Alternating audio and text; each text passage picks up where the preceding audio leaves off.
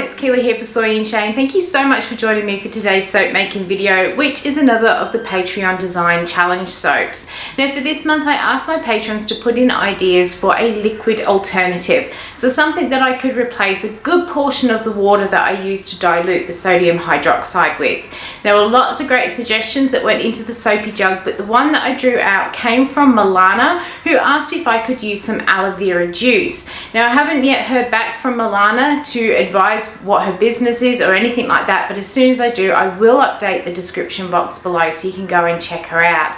Now I have used aloe vera in soap before, but usually I use the clear fleshy bit inside the leaves, and I usually grow my own aloe vera, so using aloe vera juice to me was going to be something new, and I'm very much looking forward to seeing how it reacts as opposed to how the flesh usually reacts. Let's go and check out how I make my aloe vera juice soap.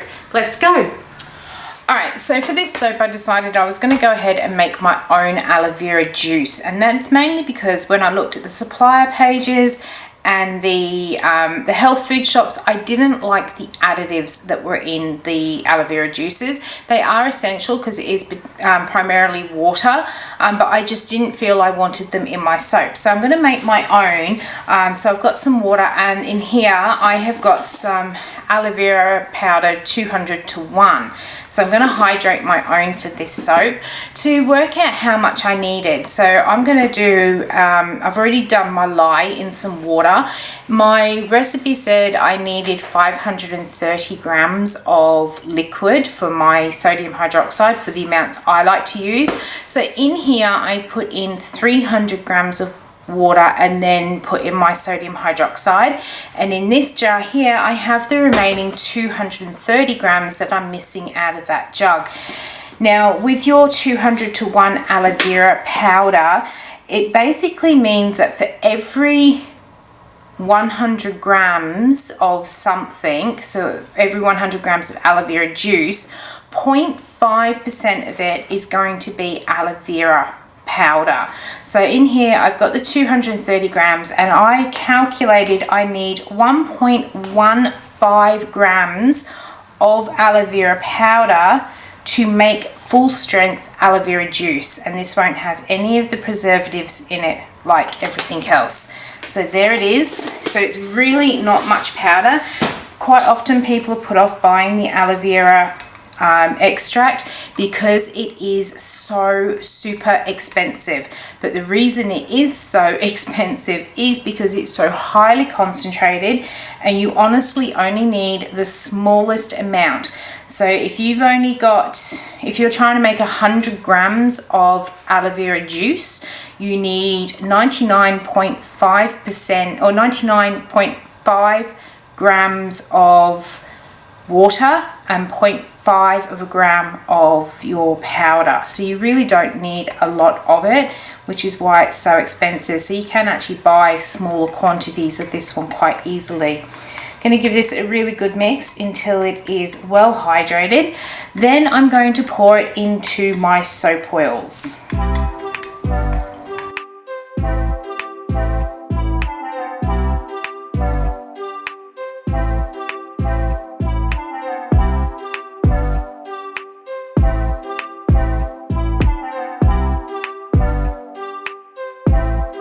Okay, so even though that water won't actually mix in with my oils there, I did give it a bit of a stick blend because a lot of my sort of heavier oils had dropped to the bottom because it's been quite cold here. We are well and truly into winter now, and we've had some pretty chilly days. If anyone caught the vlog that I did mention that the cafe next door to me has closed down, and a lot of their sort of machinery was adding a little bit of warmth into the shop for me. So all this week I've come in and the shop's been cold because they're not in there with all the machines and everything running. So some of my hard oils actually did set up just a little bit. I just poured my lye solution in, let's give it a mix and then split it up for the colours.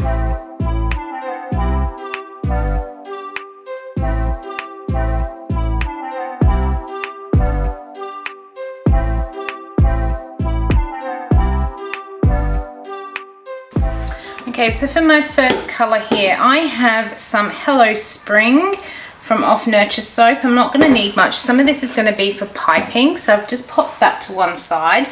This actually feels like it's getting warm. This is some elusive, and again, I'm not going to need an awful lot. I say that as I've poured almost half a cup. This one here is Eminent, so I'll need a bit more of this. I will be doing some piping as well as a bit of a drop pour with that one. And then in this one I have got some Bubblegum Bliss, and again I'm going to do a bit of a drop pour with that and a little bit of piping. Into my main container here I'm going to put a bit more of this Hello Spring, like so.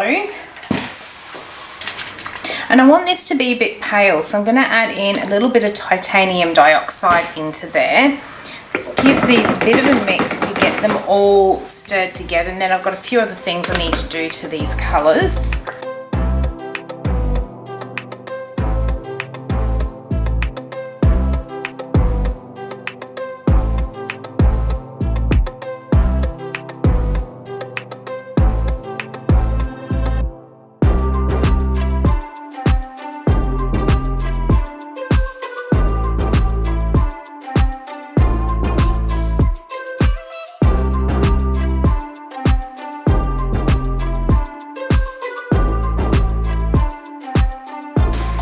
Okay, what I want to do with this bubble gum is I want to pour some of that off, which will be used for a little bit of piping, but I actually want this pink just to be a little bit lighter, so I'm going to put a bit of titanium dioxide in it.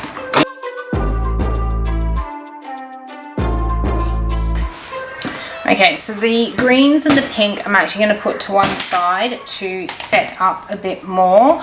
Hopefully this fragrance oil is going to play well because this is rather warm. That aloe vera has heated things up a bit.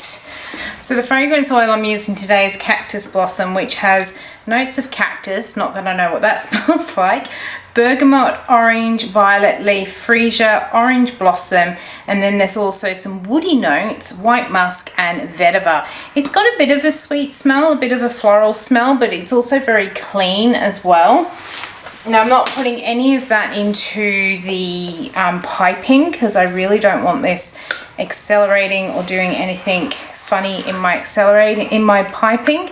I find when you put fragrance oil in piping, it makes it go hard and funny, but this actually looks like it's loosened that up a little bit, which is good because this was getting a bit thick, a bit warm.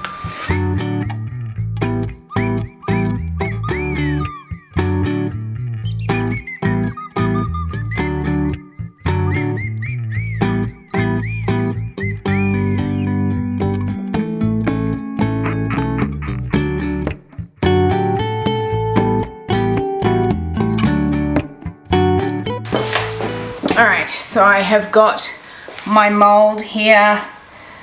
Let's pour them in. I want to say thank you to everyone who has given me suggestions about where I could go to get more moulds.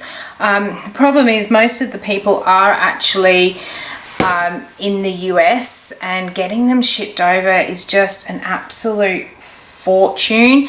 A few of you did say to go to Soap Cutters AU, who were the people who sent me my slab splitter, and I did go and ask Vinny, but he said although he can make a wooden mold to any size I want, he can't make the silicone liner as well. He only has the one shape in the silicone. Well, he has a loaf and then he has a slab, but he's not going to do any other size, and he has more of a tall and skinny, and his slab only does 12 bars, which 12 bars to me is just not enough. And yes, I could just get in 2 molds to do it with, but his molds, they're a good price there, but they are $95 each plus $25 postage.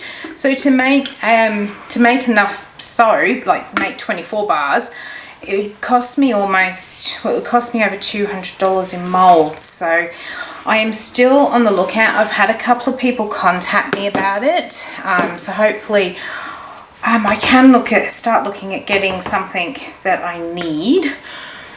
Right, because this is so thick, I am going to put the the chopstick through just to try and get a little bit of a swirly swirl going. It's thick and it's hot, but it's still pliable. Alright, so that's that. Let's get this level. Oh! Not throw it all over the place. Alright, so now what I'm going to do is get all of this other soap into piping bags. I am concerned about this because I have put the fragrance in. Hopefully it will pipe nicely, but we'll find out soon. Okay, so the first thing I'm going to do is pop on these little cacti pieces, and I've made enough that there's at least one for every bar plus a couple of extra. So these ones I made using some soap dough because I wanted to get those grooves really sort of prominent on them, and I often find when you pipe them they don't come out quite as clean and crisp as that. So to do it I used this extruder tool, which is one of the Wicked Lee ones, and it's a flower, and I just pushed that through the extruder and then added the tiny little flower to the top. This is nice and firm, so let's get these randomly placed on here. As I said, there's enough for one each of these big cacti, and then some of them I will be putting 2 on there, but if they have 2 of these big ones they're likely to not have one of the other cacti we're going to pipe, if that all makes sense. Let's get them on.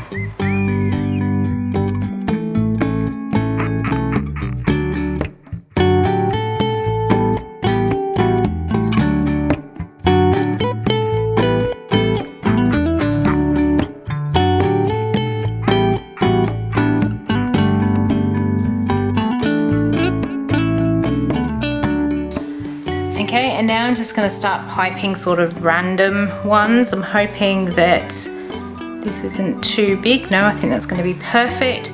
So there's going to be no sort of rhyme or reason to what these actually look like.